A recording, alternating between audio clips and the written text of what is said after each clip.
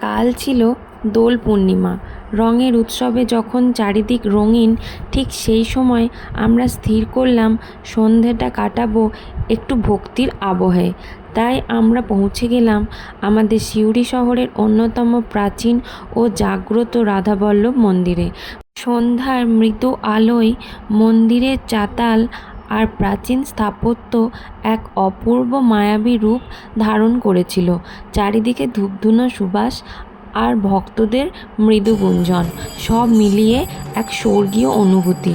দোল উৎসবের বিশেষ সাজে মন্দিরটিকে কাল সাজানো হয়েছিল অনন্য সুন্দর করে। আমি চেষ্টা করেছি আমার ফোন ক্যামেরার মাধ্যমে এই পবিত্র প্রাঙ্গণের প্রতিটি কোণ আপনাদের সামনে তুলে ধরতে। এবার দেখুন মন্দিরের মূল অলিন্দে আসীন রাধা গোবিন্দের সেই মন ভোলানো রূপ।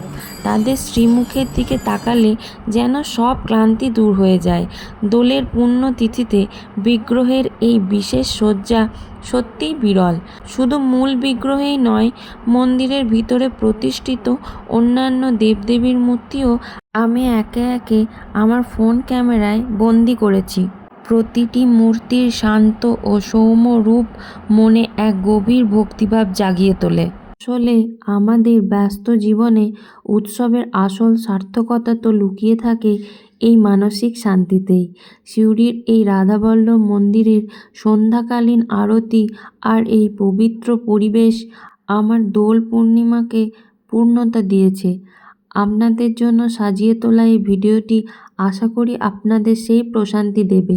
রাধা মাধবের আশীর্বাদ আমাদের সবার জীবনে আসুক, এই কামনাই করি।